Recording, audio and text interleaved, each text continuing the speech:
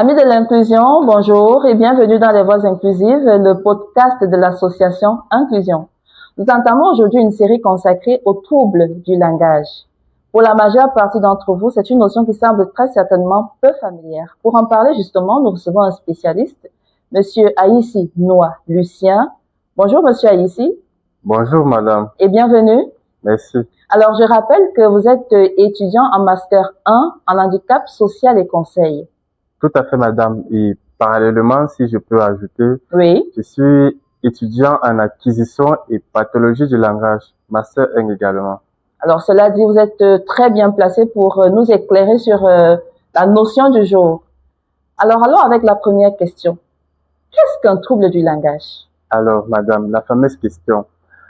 Un trouble du langage est une difficulté dans la compréhension et dans la production du langage. Le trouble du langage ici est constant et se situe, comme je l'ai dit, dans la compréhension, dans la production. C'est-à-dire, l'enfant a des difficultés à comprendre et l'enfant a des difficultés à rendre ce qu'il lui est demandé. Donc, Oui. c'est à ce niveau que se situe le trouble du langage. Et nous n'allons pas oublier aussi une variable essentielle dans l'identification du trouble du langage. C'est la constance. Voilà. C'est quand cette difficulté-là devient persistante, constante, répétitive, récurrente, pardonnez, c'est synonyme, que je veux par là souligner cette variante-là, la constance que l'enfant, le parent, peut commencer à s'inquiéter que cet enfant pourrait être frappé d'un trouble du langage.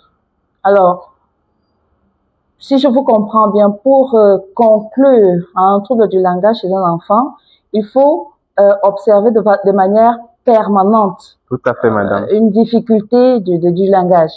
Alors, justement, quels sont les troubles du langage qu'on retrouve beaucoup plus dans notre contexte? Dans notre contexte, notre contexte est frappé par plusieurs troubles du langage. Nous avons les aphasies, c'est-à-dire une difficulté à produire le langage. Oui. Donc l'enfant ici comprend. Il comprend ce qui lui est demandé, oui. Mais il a des difficultés à rendre, à produire, à articuler. Nous avons ici la dyslexie, c'est-à-dire l'enfant a des difficultés à lire, à écrire. Nous avons la dysorthographie, il a du mal à bien orthographier les mots qui lui sont demandés. Nous avons également la dyscalculie, qui a l'enfant a les difficultés à s'approprier les notions mathématiques, à les rendre de manière mécanique. Nous avons aussi ce n'est pas un trouble du langage, mais on peut le considérer dans les troubles, l'apraxie, c'est-à-dire cette difficulté-là que l'enfant a à orienter les mouvements, c'est-à-dire la main, l'enfant a des difficultés à voir la main fine ou écrire. Et tout ceci entre dans le registre des troubles du langage.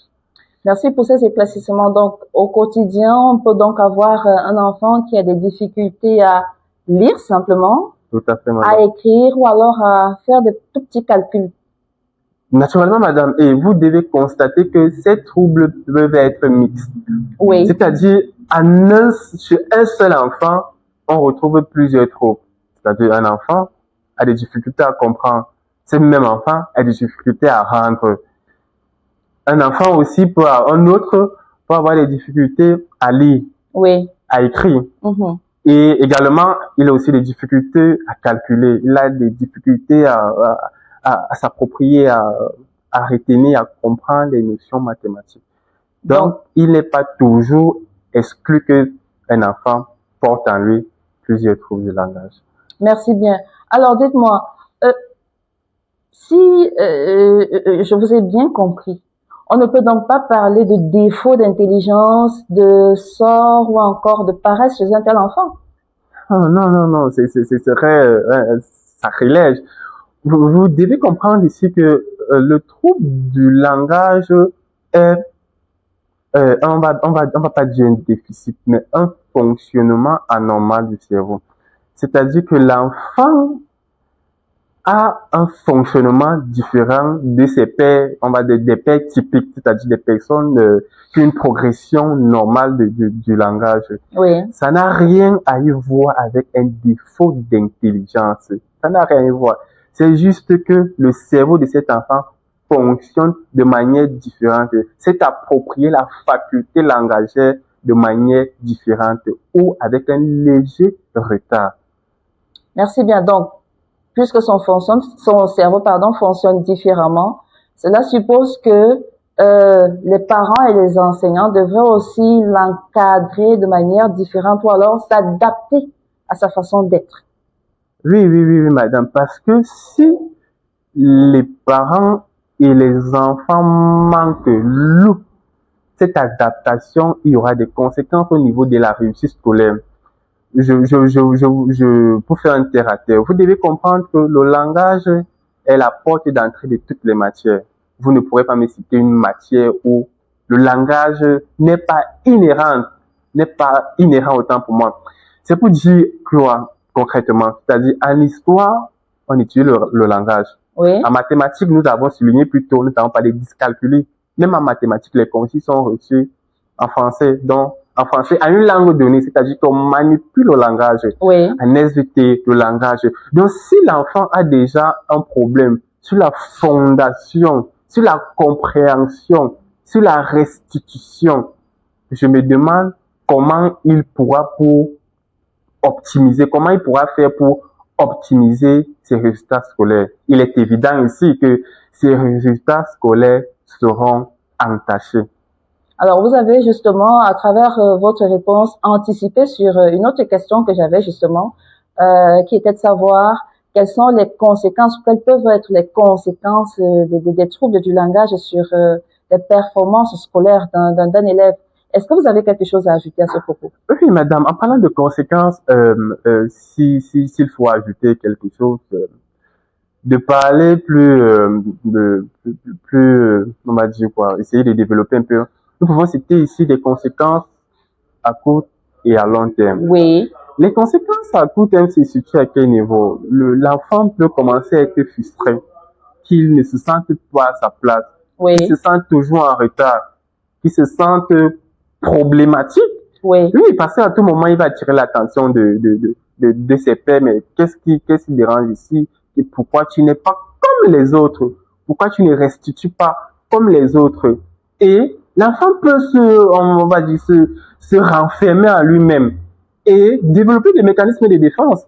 L'enfant pourrait commencer à être violent quand il suivra le mot école. Et à long terme, nous avons des conséquences comme le décrochage. Oui. L'enfant décide carrément d'abandonner l'école, qui ne veut plus rien entendre avec cette notion, ce mot, parce qu'il connote et renvoie ce mot à des frustrations. Donc c'est à ce niveau, si on pouvait ajouter quelque chose à la question, les deux volets, c'est-à-dire les conséquences à court et à long terme. Alors, merci pour vos éclaircissements. On comprend ici que il y a beaucoup d'enfants, beaucoup d'apprenants qu'on a abandonnés trop tôt parce qu'on n'a pas su comment les encadrer, alors on n'a pas compris quelle était leur difficulté. Merci bien, merci Monsieur Aïssi, merci d'avoir été avec nous. Et c'est ici que nous mettons un terme à cette édition. La prochaine fois, nous parlerons de l'impact des troubles du langage sur le respect des consignes chez un apprenant. D'ici là, portez-vous bien et surtout, inclusivement vôtre.